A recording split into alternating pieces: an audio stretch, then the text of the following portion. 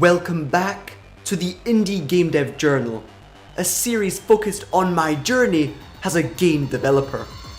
I'm Noah, creator of BlackthornProd, and today for episode 9 of the series, I will show you Towards Better, a challenging 2D platformer where the player incarnates a squishy looking slime navigating a harsh, sharp, cubic world. Just to keep things nice and clear, the Indie Game Dev Journal basically showcases my very first games made with Unity. I am showcasing in a detailed devlog my current and latest project, The Fire of Belief. Definitely go check that out if you're interested in seeing a game progress from the early days of creation all the way to completion. After playing the small Newsground demo of the highly acclaimed indie game Super Meat Boy, my head was filled with inspiration for my own platformer. I loved the brutal difficulty found in each level and the sense of accomplishment, relief and pure joy that spread through my body at overcoming the many challenges. Since at the time I was with my family for a 3-week vacation high up in the mountains, I didn't have access to A, much time, and B, my creation tools, meaning my PC and Wacom tablet. But being obsessed with the world of games and creation, I decided to make something anyway, in my spare time. So using my dad's MacBook Pro and a mouse, I began creating Towards Better. Having really enjoyed building the story and theme of The Enemies Within, I wanted Towards Better to also carry some message. The ball of slime that hops around is out of place in this sinister world. His goal is to rise above all this darkness, leave behind the misery, rain and hardship to get to better places.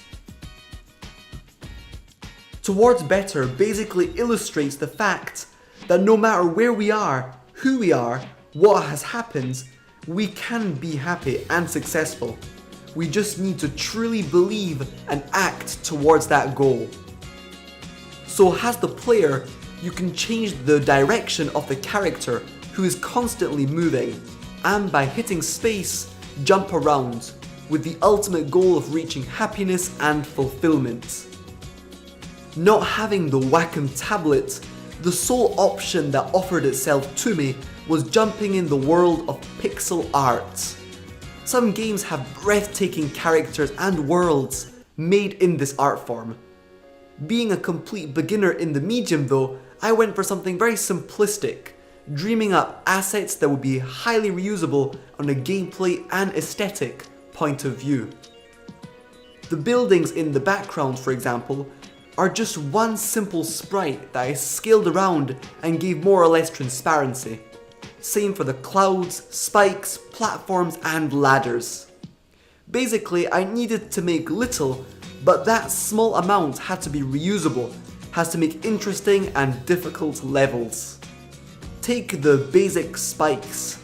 They are quite easy to overcome in level 5, but place them close together or on fast moving platforms and that single asset takes on a whole new level of challenge. Using this philosophy throughout the 3 weeks it took me to complete the game, I was able to bring to life 20 levels. The first set are located in a grey, rain-soaked environment. Following those initial challenges, the player is faced with an ominous purple sky and evil-looking red cubes. The third world, and hardest, sees the little slime cross a hot red sky, jumping over grave, crumbly platforms. And finally, those that persevered are rewarded with bubbles and warmth. The journey has come to a happy conclusion. The character has reached better.